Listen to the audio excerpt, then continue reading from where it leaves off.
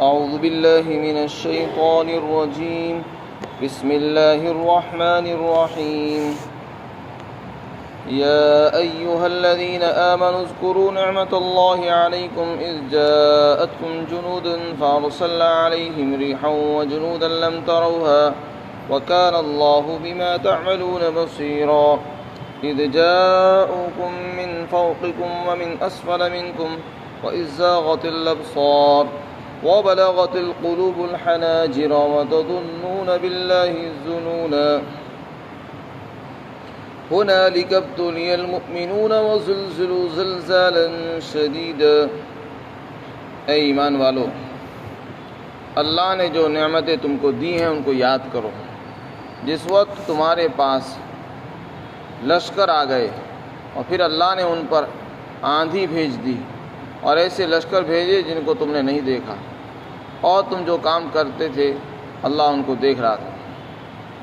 اس وقت کو یاد کرو جب کہ تمہارے پاس وہ دشمن تمہارے اوپر کی طرف سے تمہارے نیچے کی جانب سے آئے، اور جس وقت آنکھیں پھٹی رہ گئی اور دل گلوں تک پہنچ گئے، یعنی کلیجے منہ کو آ گئے، اور تم اللہ کے بارے میں طرح طرح کے گمان کر رہے تھے۔ اس وقت مسلمانوں کی آزمائش کی گئی اور سخت ترین جھنجھوڑ دیا گیا۔ اس صورت کا نام سورہ احزاب ہے۔ اس صورت کے اندر چونکہ اللہ تعالیٰ نے غزوہ احزاب کا تذکرہ فرمایا ہے، اس لیے اس کو سورہ احزاب کہتے ہیں۔ ان آیات میں اللہ تعالیٰ نے غزوہ احزاب ہی کا تذکرہ فرمایا ہے۔ احزاب جمع ہے حزب کی۔ حزب کے معنی پارٹی اور جماعت، گروہ کے آتے ہیں۔ اس غزوے کے اندر چونکہ بہت ساری جماعتیں مسلمانوں کے خلاف چڑھائی تھی مدینہ پر، اور چڑھائی کرنے کے لیے مدینہ کے پاس آ گئی تھی، تو اس لیے اس کو غزوہ احزاب کہتے ہیں۔ اور اس میں چونکہ خندق بھی کھودی گئی، اس لیے اس کو غزوہ خندق بھی کہا جاتا ہے۔ یہ ہجرت کے 5ویں سال پیش آیا۔ اس سے پہلے سن 4 ہجری کے اندر ایک غزوہ پیش آیا جس کو غزوہ بنو نذیر کہتے ہیں۔ اس واقعے کو سمجھنے سے پہلے غزوہ بنو نذیر کو سمجھنا ضروری ہے، اس لیے کہ یہ اسی سے جڑا ہوا ہے۔ مدینہ منورہ کے اندر جب تک آپ تشریف نہیں لائے تھے تو 3 خاندان اور 3 قبیلے یہود کے رہا کرتے تھے، اور قدیم زمانے سے رہتے آ رہے تھے، جس میں سے ایک کا نام تھا بنو نذیر، اور ایک خاندان کا نام تھا بنو قریظہ، اور ایک کا نام تھا بنو قینقاع۔ اسی طریقے سے 2 خاندان اور 2 قبیلے اور تھے جو یمن سے چل کر آئے تھے، اس امید میں کہ آخری نبی مدینہ میں تشریف لائیں گے اور ہم ان کے ہاتھوں پر بیعت کریں گے، ایمان لائیں گے۔ تو یہ 2 قبیلے الگ سے تھے جو یمن سے آئے تھے، ان کو اوس اور خزرج کہا جاتا ہے۔ یہی لوگ بعد میں چل کر انصاری صحابہ بنے۔ تو جب آپ مدینہ تشریف لائے تو آپ نے یہود کے درمیان اور اپنے مسلمانوں کے درمیان ایک معاہدہ کرایا، آپس کے تناصر اور مدد کا، یعنی ہم ایک دوسرے کی مدد کریں گے، ایک دوسرے کے خلاف نہیں لڑیں گے۔ تو شہر کے اندر امن قائم رکھنے کے لیے معاہدہ ضروری تھا، تو آپ نے سکون اور اطمینان کے ساتھ جینے کے لیے یہ معاہدہ فرمایا، اور ان سے کہہ دے کہ تم اپنے دین پر رہو، تم اسلام نہیں لاتے کوئی بات نہیں، لیکن ہمارے ساتھ تعاون کرو، ہم سب ایک دوسرے کے خلاف نہیں لڑیں گے، دشمن ہمارے اوپر حملہ کرے گا تو ہم سب مل کر لڑیں گے، ہمارے اوپر کوئی دشمن حملہ کرتا ہے تو تم ہمارا ساتھ دو گے، تمہارے اوپر کوئی دشمن حملہ کرے گا تو ہم تمہارا ساتھ دیں گے۔ اور یہ بہت ضروری ہوا کرتا ہے شہر میں اور ملک کے اندر امن اور امان کو برقرار رکھنے کے لیے۔ چنانچہ ان لوگوں سے معاہدہ ہو گیا۔ جب غزوہ بدر پیش آیا، غزوہ بدر کے بعد ایک قبیلہ تھا جس کو بنو قینقاع کہتے ہیں، انہوں نے غداری شروع کی۔ انہوں نے مسلمانوں کو دھمکیاں دینی شروع کر دی اور چھیڑ چھاڑ شروع کر دی۔ ایک عورت سے چھیڑ چھاڑ کی، اور اس کا ایک لمبا واقعہ ہے۔ نتیجہ یہ ہوا کہ آپ نے ان کا بھی گھیراؤ کیا، اور آخر میں ان کو مدینہ سے نکال دیا گیا، اور یہ مدینہ سے نکل کر کہیں اور چلے گئے، کچھ ملک شام چلے گئے، کچھ خیبر چلے گئے۔ پھر ایک اور خاندان تھا جس کو بنو نذیر کہتے ہیں۔ مسلمانوں کا ایک آدمی تھا، مسلمان 70 صحابہ بیر معونہ کے اندر شہید ہو گئے۔ بیر معونہ کے واقعے میں بہت سے صحابہ کرام شہید ہو گئے تھے، جس میں سے 1-2 صحابی بچے تھے۔ تو وہ واپس آ رہے تھے، راستے میں انہوں نے 2 آدمیوں کو قتل کر دیا، جن کا قتل کرنا صحیح نہیں تھا۔ تو ان 2 آدمیوں کی دیت کے سلسلے میں مسلمانوں کے اوپر مال واجب تھا۔ تو مدینہ کے جو یہودی تھے ان کا چونکہ مسلمانوں سے معاہدہ تھا، اس لیے ان 2 مقتولین کی دیت مسلمانوں کے اوپر اور یہود کے اوپر ذمے میں واجب تھی۔ تو آپ اسی کی بات چیت کے لیے بنو نذیر کے محلے میں گئے۔ بنو نذیر کا جو محلہ تھا مدینہ سے باہر دور تھا، تو آپ ان کے پاس گئے بات چیت کرنے کے لیے کہ بھئی دیت ادا کرنی ہے، فلاں آدمی کو قتل کر دیا گیا تھا، اس کے پیسے جانے ہیں، لہذا تم لوگ جو پیسے دے سکتے ہو وہ ادا کرو۔ تو آپ اس کی بات چیت کے سلسلے میں ان کے محلے میں تشریف لے گئے۔ انہوں نے کہا کہ نہیں کوئی بات نہیں، آپ تشریف لائے، ہم اس بارے میں بات کریں گے، اور پہلے آپ کھانا کھا لیجیے۔ اور آپ صلی اللہ علیہ وسلم کو انہوں نے دیوار کے کنارے نیچے بٹھا لیا، اور ایک آدمی سے کہا کہ کوئی آدمی جلدی سے اوپر چڑھے اور اوپر سے پتھر گرا دے۔ یہ در حقیقت آپ کی قتل کی سازش تھی، اور آپ کو تو یہ بٹھا دیا کہ آپ ادھر بیٹھ جائیں اور ہم کھانا لے کر آ رہے ہیں۔ اور دوسری طرف انہوں نے یہ سازش شروع کی کہ ایک آدمی کو بھیجا کہ جلدی سے اوپر لے جاؤ پتھر اور اوپر سے نیچے گرا دو۔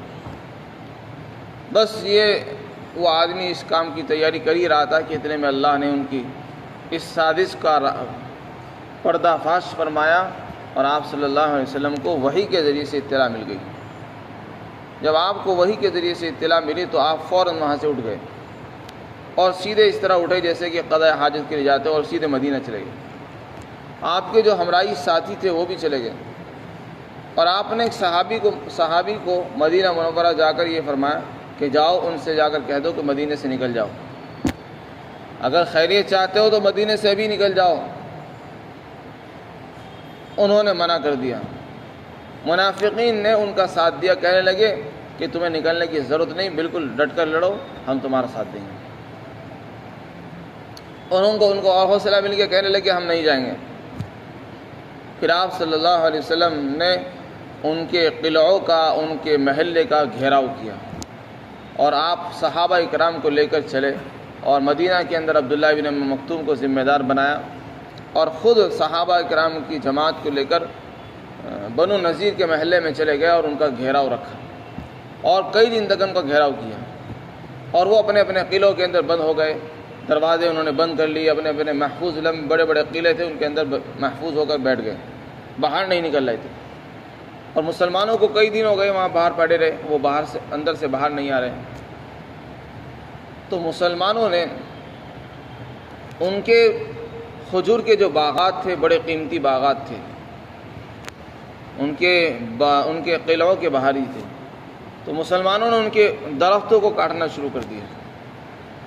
کسی نے عمدہ درخت کاٹے، کسی نے گھٹیا قسم کے درخت کاٹے۔ یہ در حقیقت ان کو جوش دلانا تھا اور ان کو باہر نکالنے پر مجبور کرنا تھا، اس لیے کہ جب آدمی کا مال ضائع ہو جاتا ہے تو اس کو مجبوراً نکلنا پڑتا ہے۔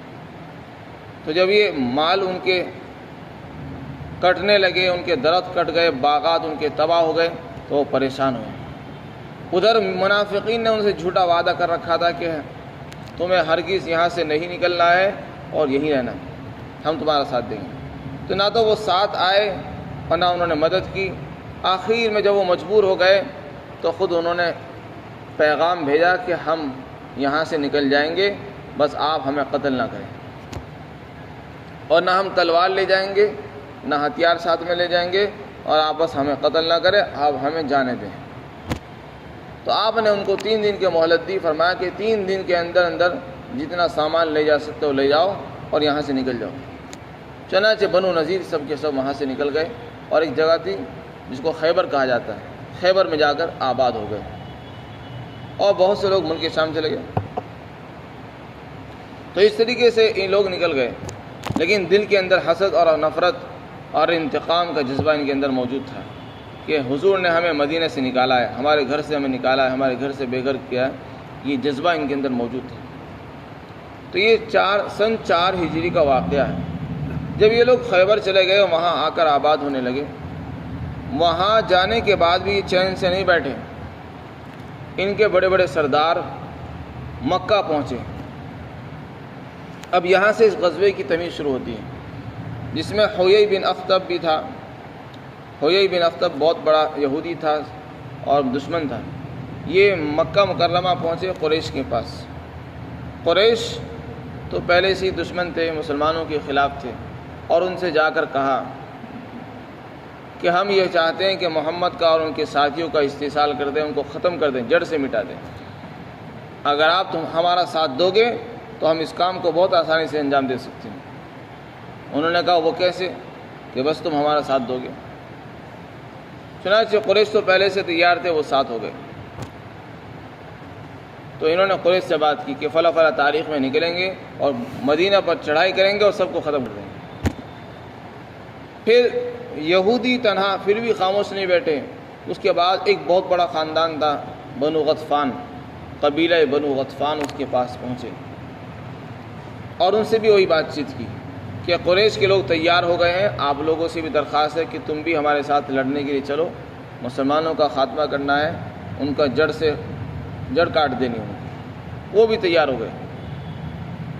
اسی طرح قریش کے جو حلیف قبیلے تھے، حلیف کے معنی دوست، قریش کا جن سے دوستانہ تھا وہ بھی تیار ہو گئے۔ انہوں نے کہا جو اپنے دوست، یار دوست، قبیلے ہیں، خاندان ہیں، ان کو بلاؤ۔ بنو غطفان نے اپنے دوستوں کو بلا لیا، بنو قریش نے بھی بلا لیا، بنو اسد، بنو سلیم، یہ سب آ گئے، اور یہودیوں نے جو اپنے دوست تھے ان کو بلا لیا۔ اسی پر بس نہیں کیا، ایک خاندان مدینہ میں رہتا تھا یہودیوں کا، 2 تو نکل چکے تھے، ایک رہ گیا تھا، بنو قریظہ۔ ان کے پاس بھی پیغام بھیجا کہ ہم فلاں فلاں تاریخ میں مدینہ پر چڑھائی کریں گے، تمہیں ہمارا ساتھ دینا ہوگا، اور یہ آخری موقع ہے، اگر چاہتے ہو، عزت چاہتے ہو تو ہمارا ساتھ دو، محمد کے خلاف بغاوت کر جاؤ۔ چنانچہ انہوں نے بھی وعدہ کر لیا۔ تو اس طریقے سے بہت ساری جماعتیں چڑھائی تھیں مدینہ منورہ پر، کئی پارٹیاں تھیں، کئی جماعتیں تھیں، اور جنہوں نے پختہ عہد کر لیا تھا کہ بس آج تو مسلمانوں کو دنیا سے ختم کر دینا، لیکن جس کو اللہ رکھے اسے کون چکے۔ انہوں نے تو اپنی طرف سے پورے انتظامات کیے، قریش بھی ہیں، عرب کے سارے لوگ ہیں، غطفان، قبیلہ بنو سلیم، قبیلہ بنو اسد، اور یہود بنو قریظہ اور یہود بنو نذیر، خیبر کے یہودی، نہ جانے کتنی ساری پارٹی اور جماعتیں اس میں آ گئی تھی، اور سب نے ایک اتحاد اور گٹھ جوڑ کر لیا اور مدینہ پر چڑھائے۔ جب آپ صلی اللہ علیہ وسلم کو اس کی اطلاع ملی تو آپ نے صحابہ سے مشورہ کیا کہ صحابہ اکرام میں سے حضرت سلمان فارسی رضی اللہ عنہ ایران کے رہنے والے تھے، فارسی نسل کے تھے، عربی نہیں تھے۔ تو انہوں نے مشورہ دیا کہ حضرت ہمارے یہاں جب کوئی دشمن چڑھاتا ہے تو ہم تو خندق کھودتے ہیں، یعنی شہر کے باہر جس راستے پر دشمن آنے کا راستہ ہوتا ہے تو وہاں گڈھا کھود دیتے ہیں لمبائی کے اندر، کہ جس سے وہ اس گڈھے کو پار نہ کر سکے اور شہر میں اندر نہ آ سکے۔ چوڑا گڈھا ہوتا ہے اور لمبا بھی ہوتا ہے، اس کو خندق کہا جاتا ہے۔ تو آپ نے ان کی رائے کو پسند فرمایا اور خندق کھودنے کا حکم دے دیا، اور آپ نے خود اسی کی نشاندہی فرمائی، حدود قائم کی، جس کے بارے میں لکھا ہے مفسرین تقریباً 3.5 میل لمبی خندق کھودی گئی۔ صحابہ کرام 10 صحابہ کو تھوڑا تھوڑا حصہ زمین کا دے دیا گیا کہ تمہیں اس اتنا حصہ کھود کر تیار کرنا ہے۔ چنانچہ صحابہ کرام بھوکے پیاسے سردی میں خندق کھودا کرتے تھے اور بڑی مشکلات کا انہوں نے سامنا کیا خندق کھودنے میں۔ اور حضور صلی اللہ علیہ وسلم جب کہ سردار ہیں، سید الانبیاء، امام الانبیاء ہیں، آپ بھی خود اس میں شریک ہوا کرتے تھے، اور مٹی کو اٹھانے میں، مٹی باہر نکالنے میں آپ شریک رہا کرتے تھے، یہاں تک کہ آپ کا جو بدن تھا اور پیٹ کے اوپر اس طریقے سے مٹی لگ گئی تھی کہ نظر نہیں آتا تھا کہ کپڑے پہن رکھے نہیں، اور بھوک کا یہ عالم تھا۔ صحابہ کرام اپنے اپنے پیٹوں پر پتھر باندھے ہوئے تھے، اور حضور کے پیٹ پر 2 پتھر بندھے ہوئے تھے۔ حضرت جابر رضی اللہ تعالیٰ عنہ کو احساس ہوا کہ حضور بھوکے ہیں۔ اس صحابہ نے بھی عرض کیا کہ یا رسول اللہ 3 دن سے بھوک لگ رہی ہے، کچھ کھانے کو نہیں ہے۔ آپ نے فرمایا کہ میرے پیٹ پر 2 پتھر ہیں۔ حضرت جابر اپنے گھر تشریف لے گئے کسی بہانے سے، اور اہلیہ سے فرمایا کہ گھر میں کچھ کھانے کو ہے، مجھے معلوم ہوا ہے کہ حضور کئی دن سے بھوکے ہیں، تو میں چاہتا ہوں کہ حضور کو کسی طریقے سے کچھ کھلا دو۔ حضرت جابر رضی اللہ عنہ کی اہلیہ نے فرمایا کہ ہاں بس بکری کا بچہ ہے، کچھ تھوڑے سے جوں کے دانے ہیں۔ چنانچہ انہوں نے جوں کے دانوں کو پیسنا شروع کیا اور بکری کو ذبح کیا اور اس کو ہانڈی چڑھا دی۔ اتنے میں حضرت جابر رضی اللہ عنہ حضور کے پاس آئے کہ یا رسول اللہ، آپ کی دعوت ہے، آپ گھر پہ تشریف لے جاتے اور کچھ کھانا تناول فرما دیتے۔ بس یہ سننا تھا کہ حضور نے اعلان کر دیا کہ خندق والو چلو، سب ساتھی چلو، اور تمہاری دعوت ہے جابر کے مکان پر۔ حالانکہ وہ چھوٹا سا بچہ تھا۔ لکھا ہے مورخین نے کہ آپ تشریف لے گئے اور آپ نے حکم دے دیا تھا کہ میرے آنے سے پہلے ہانڈی کو نیچے نہیں اتارنا، اور جب تک میں نہ آ جاؤں آٹا نہیں گوندنا۔ جب آپ تشریف لے گئے تو آپ نے اس کے اندر دم فرمایا اور آپ نے اس میں دعائیں فرمائی۔ آپ کی دعاؤں کی برکت سے، آپ کی لعاب دہن کی برکت سے اللہ نے اس میں اتنی برکت عطا فرمائی کہ آپ اپنے ہاتھ سے ہانڈی سے سالن نکالتے تھے اور تمام صحابہ نوش فرمایا کرتے تھے، اور سب نے نوش فرمایا اسی ہانڈی میں سے، یہاں تک کہ سب سیراب ہو گئے اور وہ سالن جو کا تورا۔ حالانکہ آٹا بھی بہت کم تھا، لیکن اللہ نے ایسی معجزانہ طور پر برکت عطا فرمائی کہ سب کے پیٹ بھر گئے۔ تو اس طرح کے بہت سے واقعات اس میں پیش آئے۔ اسی طرح کا ایک واقعہ یہ بھی آیا، ایک مرتبہ ایک بڑی چٹان بیچ میں آ گئی جس کو کھودنا نکالنا بڑا مشکل ہو رہا تھا۔ صحابہ حضور کے پاس آئے کہ یا رسول اللہ، ایک چٹان ہے، نکل نہیں رہی۔ آپ تشریف لائے اور نیچے اترے، اور آپ نے کدال لے کر اس پر جو زور سے مارا تو اس کا ایک تہائی ٹکڑا نیچے گر گیا، ٹوٹ کر الگ ہو گیا، اور اس کے اندر سے ایک چنگاری نکلی جس سے مدینہ کے دونوں جانب روشن ہو گئی، جیسے کہ اندھیری رات میں روشنی ہو جاتی ہے۔ آپ نے فرمایا کہ مجھے ملک شام کے محلات اور ہیرا کے محلات دکھائے گئے، اور جبرائیل نے فرمایا کہ یعنی مسلمان ان پر قبضہ کریں گے، ان کو حاصل کریں گے۔ پھر آپ نے دوسری مرتبہ اس پر چوٹ ماری تو اس سے چنگاری اٹھی۔ آپ نے فرمایا کہ مجھے ملک فارس کے قلعے اور چابیاں دے دی گئی۔ جبرائیل علیہ السلام نے فرمایا کہ یعنی مسلمان تمہاری قوم ان کو قبضہ کرے گی، ان کو حاصل کرے گی۔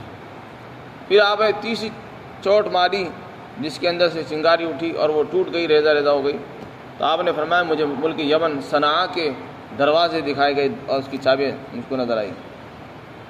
چنانچہ آپ نے جیسی پیشن گوئی فرمائی، صحابہ کے زمانے میں، حضرت عمر حضرت عثمان کے زمانے میں یہ سارے کے سارے محلات، یمن، فارس اور ملک شام، یہ ساری چیزیں فتح ہو گئی۔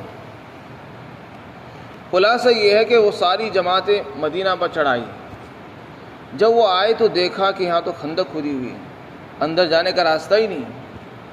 ایک طرف پہاڑ ہے، دوسری طرف درخت ہیں، مکانات ہیں، بس ایک ہی جانب تھی جس در سے دشمن اندر آ سکتا تھا۔ آپ نے اسی جانب خندق کھدوا دی، بہت لمبی کھائی گہرائی میں کھدوا دی، چوڑائی میں بھی تھی، لمبائی میں بھی تھی، دشمن آر پار نہیں ہو سکتا تھا۔ تو عرب کے لوگوں نے اس کو دیکھا نہیں تھا تو حیران رہ گئے اور واپس بھی نہیں جا سکے، ایک مہینہ تک وہیں پڑے رہے۔ بس دور دور سے تیر اندازی ہوتی رہی، ادھر سے تیر برسائے جاتے تھے، پتھر برسائے جاتے تھے، بس اسی سے لڑائی ہوتی رہی۔ لیکن مسلمانوں کو اس میں بڑی سختی اور دشواری پیش آئی، بڑی آزمائش کا وقت ہے۔ ایک تو سردی بہت سخت تھی اور بھوکے تھے بیچارے، کھانے کو بھی نہیں تھا اور پیٹوں پر پتھر بندھے ہوئے تھے۔ اسی حال میں خندق کھودی ہے اور کئی دن کے فاقے ہو رہے ہیں۔ قرآن کریم نے اس کے منظر کشی فرمائی اور یہ کہا کہ وہ ایسا وقت تھا کہ آنکھیں پھٹی پھٹی رہ گئی اور کلیجے منہ کو آ گئے، دل گلے تک پہنچ گئے تھے، بالکل جان نکلنے والی تھی، لبوں پر تھی، اور لوگ اللہ کے بارے میں طرح طرح کی گمان کر رہے تھے کہ اللہ کی طرف سے مدد آئے گی۔ مسلمان اس امید میں ہے کہ مدد آئے گی اور ہم کامیاب ہو جائیں گے، لیکن مدد بھی نہیں آ رہی۔ اور منافقین اس انتظار میں ہیں کہ اتنی ساری پارٹیاں آ گئی ہیں مسلمانوں کے خلاف، اب ان کے بچنے کا تو کوئی راستہ ہے نہیں، یہ خام خواہ ان کے مقابلے میں کھڑے۔ منافقین طرح طرح کے خیال کر رہے ہیں، مسلمان کچھ اور خیالات کر رہے ہیں۔ اس وقت مسلمانوں کو خوب طریقے سے آزمایا گیا اور ان کو اچھی طریقے سے جھنجھوڑ دیا گیا، اوپر سے نیچے تک وہ جھنجھوڑ دیے گئے تھے۔ بھوکے بھی تھے، پیاسی بھی تھے، اور سخت آزمائش کا وقت تھا۔ دشمنوں کی طرف سے کچھ لوگ مارے بھی گئے۔ چنانچہ ایک پہلوان تھا، عمرو بن عبدود کے نام سے تھا، جو بدر کے اندر زخمی ہوا اور احد کے اندر نہیں آ سکا۔ اس لڑائی کے اندر وہ آیا، اس نے خندق پار کرنی چاہی، اور وہ خندق کے اندر اترا اور کہنے لگا کہ میرا مقابلہ کوئی کرے گا؟ اس پر حضرت علی رضی اللہ عنہ آئے، کہنے لگا کہ تم تو بھائی بچے ہو، میں تمہارا خون بہانا نہیں چاہتا، اور مجھے پسند نہیں کہ میں تمہارا خون بہاؤں۔ حضرت علی رضی اللہ عنہ نے فرمایا کہ نہیں، مجھے پسند ہے کہ میں تیرا خون بہانا چاہتا ہوں۔ پھر اس نے حضرت علی، وہ غصہ ہو کر اس نے حضرت علی پر ایک حملہ کیا، تو آپ نے اس کے وار کو ڈھال سے روکا، لیکن آپ زخمی ہو گئے۔ پھر حضرت علی نے جو دوسرا وار کیا ان پر، اس کے اوپر جو حملہ کیا، تو اس کی وجہ سے اس کے مونڈے پر لگا اور وہ نیچے گر گئے، اور اس سے غبار اٹھی، اور آپ نے زور سے تکبیر، نعرہ تکبیر بلند کی، اللہ اکبر، جس سے مسلمان سمجھ گئے کہ دشمن مارا گیا۔ اسی طریقے سے اور بھی لوگ ان کے مارے گئے، اور مسلمانوں کی طرف سے چند لوگ شہید ہو گئے، جس میں حضرت سعد رضی اللہ عنہ کو ایک زخم لگا، جن سے ان کی ایک اکحل نام سے ایک رگ تھی، وہ کٹ گئی۔ انہوں نے اللہ سے دعا کی کہ اللہ مجھے اتنی زندگی تو عطا فرما کہ میں یہودیوں کا قتل دیکھنا چاہتا ہوں، ان کی تباہی اپنی آنکھوں سے دیکھنا چاہتا ہوں، تاکہ میری نگاہوں کو آنکھوں ٹھنڈک حاصل ہو جائے۔ چنانچہ اللہ نے ان کو اتنا موقع دیا، اور جب بنو قریظہ کا قتل ہوا اس وقت تک وہ زندہ رہے۔ خلاصہ یہ ہے کہ یہ بہت ہی آزمائش کا وقت تھا۔ ایک دن ایسا آیا کہ ادھر سے مسلسل تیر اندازی ہوتی رہی، دشمن خندق پار کر کے، خندق ایک جگہ سے تھوڑی سی تنگ تھی، اور وہ پار کر کے اندر آ گئے۔ اس دن آپ کو اتنا بھی موقع نہیں ملا کہ آپ نماز پڑھ لیتے، آپ کی 4 نمازیں مسلسل قضا ہو گئی، ظہر، عصر، مغرب اور عشاء۔ تو آپ نے ان کے لیے بددعا فرمائی کہ اللہ ان کے گھروں کو آگ سے بھر دے جنہوں نے ہمیں نماز سے غافل کیا ہے، اور یہاں تک کہ سورج بھی غروب ہو چکا ہے۔ پھر آپ نے رات کے کسی تہائی ایک حصہ گزرنے کے بعد وہ ساری نمازیں ترتیب کے ساتھ ادا فرمائی۔ سب سے پہلے ظہر پڑھی، پھر عصر پڑھی، پھر مغرب پڑھی، پھر عشاء پڑھی۔ 3 نمازیں تو قضا ہو چکی تھیں، عشاء کا وقت اگر سے چل رہا تھا، رات باقی تھی، لیکن اپنے وقت سے پھر بھی مؤخر ہو چکی تھی، تو اس لیے کہا جاتا ہے کہ 4 نمازیں آپ صلی اللہ علیہ وسلم کی اس میں قضا ہو گئی تھی۔ تو آپ نے ان کے لیے بددعا فرمائی، اور مسلسل دعائیں کرتے تھے۔ مسلمانوں میں سے حضرت صفیہ جو حضور کی پھوپھی ہیں، انہوں نے بھی ایک یہودی کو قتل کیا تھا، جیسے حضرت علی نے ایک پہلوان کو قتل کیا، ایک مسلمان عورت نے بھی اس میں یہودی کو قتل کیا تھا۔ وہ کیسے؟ مسلمان تو خندق کے پاس کھڑے تھے، سب جماعت ایک جگہ تھے، اللہ کے رسول نے یہ انتظام فرمایا تھا کہ جو عورتیں اور بچے تھے ان کو ایک قلعے کے اندر میں بند کر دیا گیا تھا، محفوظ کر دیا گیا تھا کہ کوئی دشمن ان پر حملہ نہ کرے، اور حضرت صفیہ ان کی نگرانی فرما رہی تھی، اور حضرت حسان بھی ان کی نگرانی پر موجود تھے۔ ایک یہودی آیا اور وہ قلعے کے باہر چکر لگانے لگا، وہ انتظار میں تھا کہ کسی طریقے سے مجھے موقع ملے اور میں لوگوں کو خبر کروں اور یہاں حملہ ہو جائے۔ حضرت صفیہ نے جب دیکھا کہ یہ تو طاق میں ہے، تو اس پر حملہ کر دیا اور اسی کو مار دیا۔ غرض یہ کہ بنو قریظہ مدینہ والے تھے، انہوں نے بھی غداری کر دی، منافقین بھی انہی کے ساتھ تھے، اور ادھر سے بھی دشمن اور ادھر سے اندر کے بھی دشمن، دونوں طرح کے دشمنوں کا مقابلہ مسلمانوں کو تھا۔ انتہائی آزمائش کا وقت تھا یہ مسلمانوں کے اوپر۔ آپ صلی اللہ علیہ وسلم مسلسل دعاؤں میں مشغول رہے اور دعائیں کرتے رہے۔